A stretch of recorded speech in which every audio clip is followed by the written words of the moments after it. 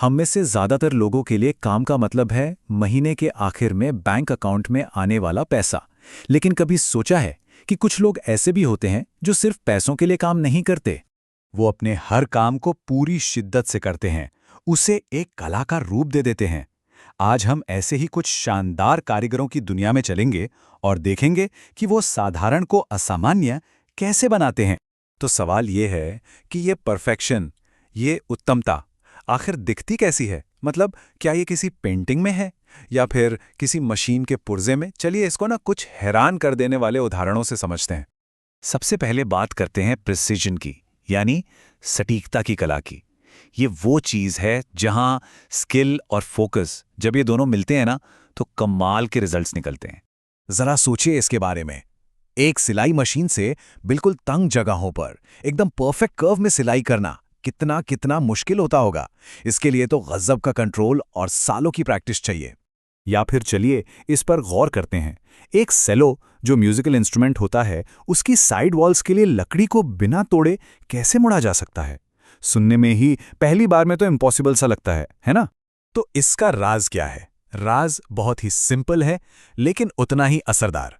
Bend करने से पहले लकड़ी को अच्छे से गर्म किया जाता है। बस इतना सा स्टेप और एक बहुत बड़ी मुश्किल सॉल्व हो जाती है।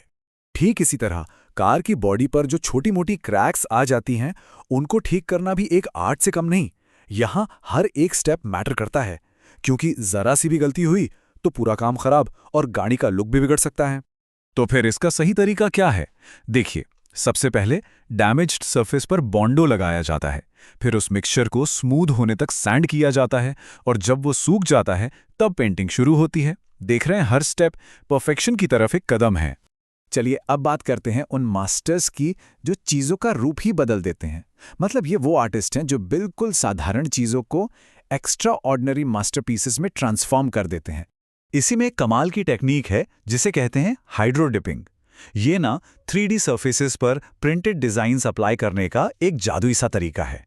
इससे उन जगहों पर भी डिजाइन बनाया जा सकता है जहां पेंट ब्रश से पहुंचना नेक्स्ट टू इम्पॉसिबल है। और अब ये देखिए, पिघले हुए कांच का जादू, एक साधारण सा लकड़ी का टुकड़ा कैसे एक शानदार मास्टरपीस में बदल जाता है। ये तो जैसे दो अलग अलग दुनियाओं का मिलन हो, एक तरफ नेचर की सिंप्लिसिटी और दूसरी तरफ इंसान की क्रिएटिविटी। ऐसी ही एक और खूबसूरत कला है एब्रू मार्बल आर्ट। इसमें क्या होता है कि पानी पर तैरते हुए रंगों को बहुत धीरे धीरे हिलाकर कलरफुल पेंटिंग्स बनाई जाती हैं, और इससे जो पैटर्न्स बनते हैं वो ऐसे लगते हैं जैसे आसमान में बादल तैर रहे हों। तो अब वक्त है कारीगरी के कुछ राज जानने का। ये वो छोटी छोटी टिप्स एंड ट्रिक्स हैं जो काम में बहुत बड़ा डिफरेंस लाती हैं, और यही चीज़ें एक आम कारीगर को एक माहिर उस्ताद बनाती हैं।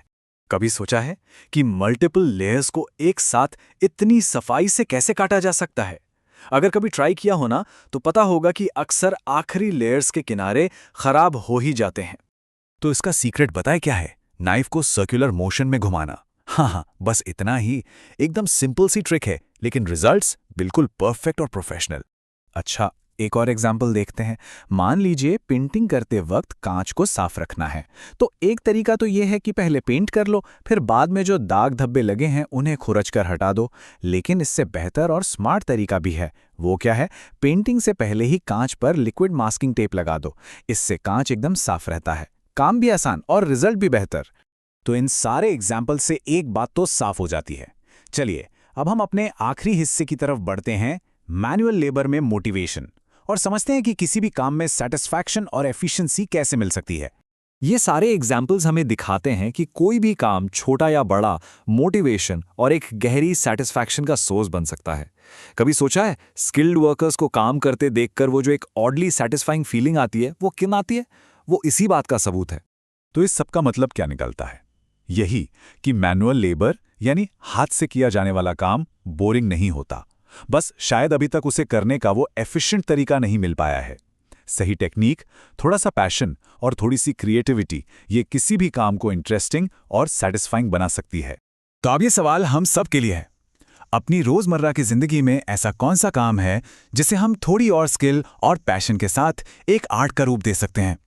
इस पर सोचना तो बनता है।